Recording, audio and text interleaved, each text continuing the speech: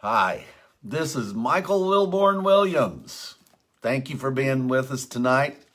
Just before I get started, I don't want to pass up this opportunity. Today is May the 12th, and that is my mother's birthday. She would be 99 years old today. My mother passed away 55 years ago. And on behalf of myself and my four sisters and my brother, I just want to say happy birthday to her.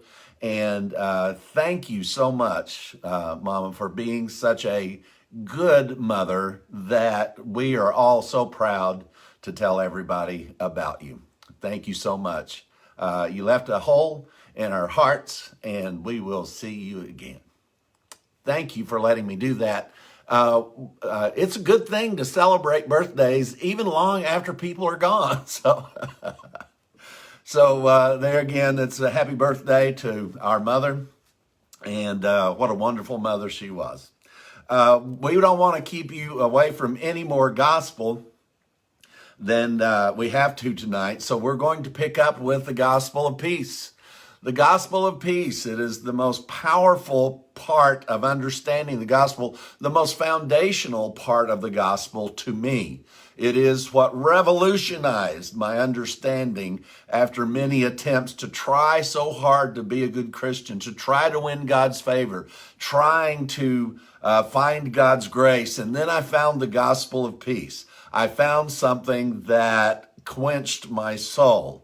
And it really gave me everything that I needed to sustain my life. So we appreciate you being here tonight. Once again, it's live from the bonus room above my sister's garage right here in the Secret City. So as we go into this tonight, I want to remind you of some of the things that we've gone into. And that is Jesus saying himself right before he went to the cross in John 12, now is the judgment of the world. And if I be lifted up, I'm going to draw it all unto myself. So Jesus was under, based on Christianity, the mistaken impression that he was taking all of the punishment for sin on the cross, because Christianity still has God punishing sin now and in the future. I have good news for you and the whole world. That's not true, because Jesus is Lord. He's Lord of all. That's what he came here to do, is to bring a cessation of all hostility, to make mankind righteous by him becoming sin. He that knew no sin was made sin, that we might be made the righteousness of God in Christ. And we have been made the righteousness of God in Christ. I'm sorry, I just don't have anything but good news for you tonight. The gospel of peace, I remember after I first started realizing what the gospel of peace was. And here in Romans chapter 10, it's really hard to jump in. If you want to go and find our teachings online, gospelrevolution.com, you can find, we teach on all of the book of Romans and go into greatest detail in Romans chapter 10, like you've never heard before. You will enjoy it a great deal. But we're going to just drop in here for this brief little portion of these verses out of chapter 10. And it says in verse 15 of Romans chapter 10, and how shall they preach except they be sent? As it is written, how beautiful are the feet of them that preach the gospel of peace. Now, this doesn't mean the gospel of you can have peace in your heart. This means the good news. There is a cessation of all hostilities between God and man. Now, according to this, you can't say you're sent unless you tell the world that God is not angry with anybody. You may be going around telling people you're sent by God, but folks, I tell you, if you cannot tell the whole world that God is not angry with anybody, God didn't send you. Maybe grandma did.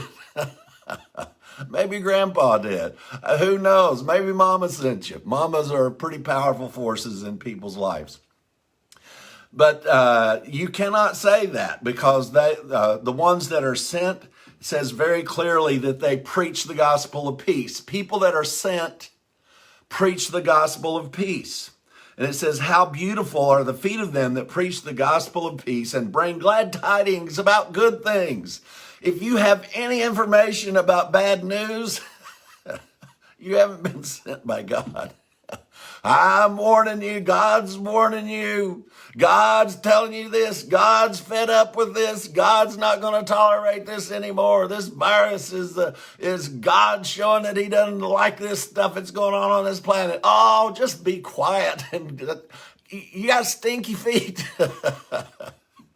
The feet of them that preach the gospel of peace, he says here, are beautiful. Now, he's quoting actually from Isaiah. And then the next verse, and then we'll go back to Isaiah where this is quoted. It always helps when Paul or anybody else is quoting from the Old Testament to go back and see exactly where that's quoted from, because it gives you a much broader concept of something being quoted. Now here Paul is quoting this, and you know how easy it is. I can quote something and preach a whole sermon on it, but out of context. But I want you to show that Paul got it right. Not that I have any doubt that Paul got it right, but I want to show you Paul got this right about the gospel of peace. He says, but they have not all obeyed the gospel. Now, what gospel? He has made it specifically clear not everybody has obeyed or believed the gospel of peace. For Isaiah saith, Lord, who hath believed our report? Our report about what? That God is not angry with everyone. And to this very day, not everyone, in fact, most no one, has embraced that God is not angry with anybody. I'm just looking down at my feet to see how beautiful they are. Oh my goodness, folks, this is good news. Don't say news if you don't know the gospel of peace. Now we're going to go back to Isaiah, which is where Paul is quoting from here. So let's go back to Isaiah, and he picks up in chapter 50. He's quoting from Isaiah chapter 53, which you're going to be very surprised what this connects into in chapter 54, because we've already been through it. But I get to go through it again because context demands that I do.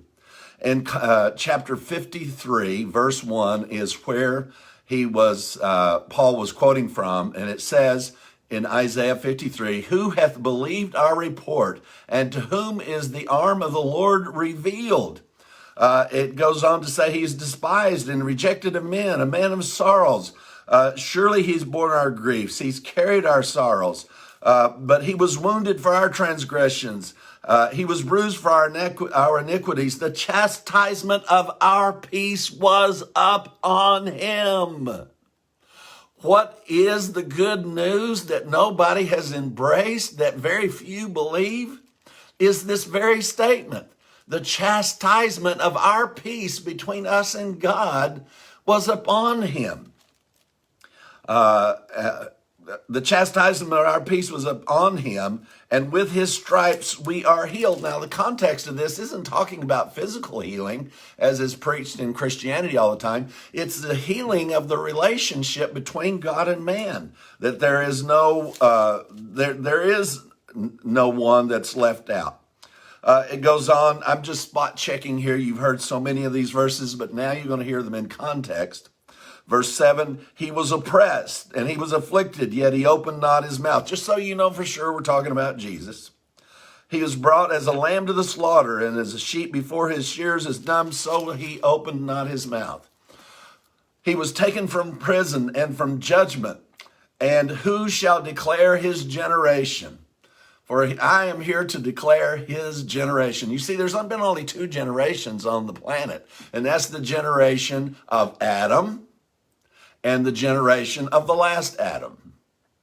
Oh, this is so good news. You just got to listen. The generation of the first Adam was people who were born in sin. The generation of Christ, the last Adam, as everyone was born into righteousness. I know we taught our kids, and we were told our little kids were born in sin. That's a lie. Your children were not born in sin. And my mother, who's today was her 99th birthday, she was not born in sin either. But that's what she was taught. And it had a profoundly negative impact on her life. It says, and he made his grave with the wicked and with the rich in his death, because he had done no violence, neither was there deceit in his found in his mouth. Now, I'm going to read 2 more verses here. And it says, yet it pleased the Lord to bruise him. He hath put him to grief.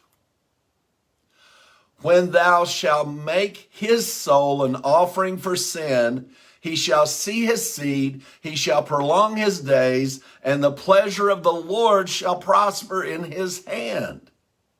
Verse 11, he shall see the travail of his soul and shall be satisfied.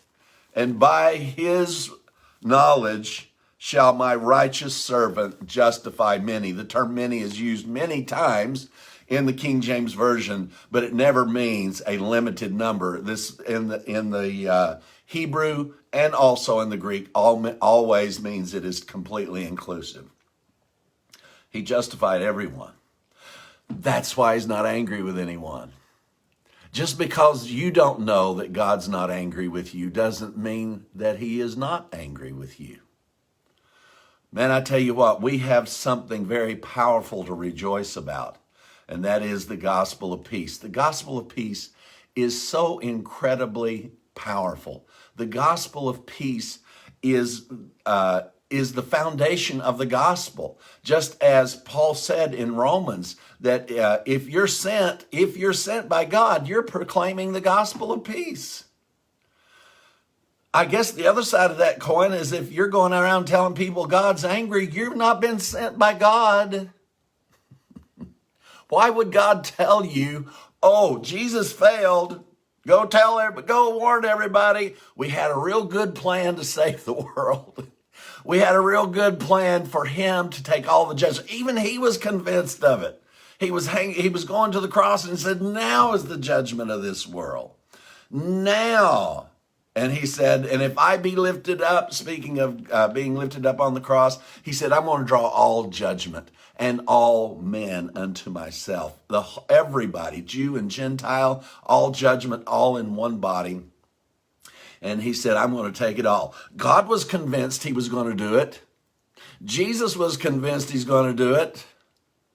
But Christianity says he didn't do it. Some of you think sometimes, Michael, you're awfully audacious to say how much you disagree with Christianity. On this point, I am so glad I'm not one of them. Because when people say that God is angry, they're insulting the very work of the cross itself. Don't you be fooled by it. The gospel of peace is something that was established by God himself through the work of the cross and said, I will never be angry with you again. That's where he goes in Isaiah chapter 54. I'm sorry, I turned away from it just a minute. I forgot I wanted to take you into 54 because that is what we went through is Isaiah 53. And look what it says then in Isaiah 54. For a small moment have I forsaken thee, but with great mercies I will gather thee. In a little wrath I hid my face from thee for a moment, but with everlasting kindness will I have mercy on thee. For this is as the waters of Noah unto me, saith the Lord. For as I have sworn that the waters would no more cover the earth, so I have sworn I would not be angry with thee nor rebuke thee. The covenant of my peace will never be removed. I don't care what anybody. Now, Islam teaches that the covenant of peace is not established along with Christianity. You enjoy the company, guys? Islam says that there's no covenant of peace. God's mad, but he's on their side. But see, Christianity says there's no covenant of peace. God's mad, but he's on our side. I'm getting fed up with it. There's good news, folks, but you may have to break with what you've been taught all your life. Goodness gracious, this is a powerful gospel. You cannot, now I tried, I went back and looked through just to see what's online. I Googled gospel of peace. Most churches don't teach anything about the gospel of peace, at least in context. And what they were saying was that the gospel of peace means you can have peace in your heart. There's no context of that. I've got peace in my heart, but it's a result of the gospel of peace. It's the fact that God's not angry with me or anyone at all anymore, at all. That's why I have peace. And I know who I am in Christ, and I have no doubts about it.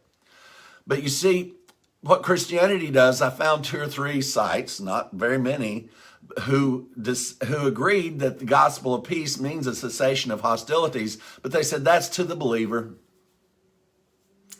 I'm sorry, you can't take this gospel of peace out of Isaiah's definition. The comparison of the promise that comes out of the cross has to be compared to the promise that came out of the flood. How many people benefit from the promise that came out of the flood? The entire planet, believer, unbeliever, love God, don't love God. Everybody on the planet benefits from that promise. Please don't minimize the cross. Please don't minimize the judgment that Jesus took upon himself. Please don't let self-righteousness take you over and say, well, I've got favor with God, but somebody else doesn't. It leads to an awful lot of confusion when you go there.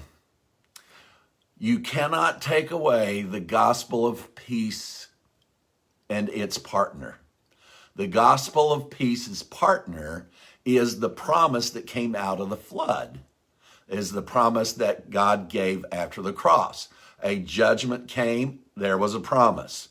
Another judgment came at the cross, there was a promise. The first judgment came and the entire world benefited from it. Everybody that lived on the planet ever since has all benefited from that promise. And the promise that came out of the cross, you cannot say it does not benefit the whole world and it only benefits believers. Then only believers could be benefiting from God's promise about the flood. And you got it wrong. Listen, we love you here at the Gospel Revolution. Again, what a powerful thing to be able to share with people. And thank you that you allowed me to, on behalf of myself and my 4 sisters and my brother, to honor our mother today on her 99th birthday. It's been 55 years. We miss her terribly. And we miss you. We're going to see you next week. Love you. Bye-bye.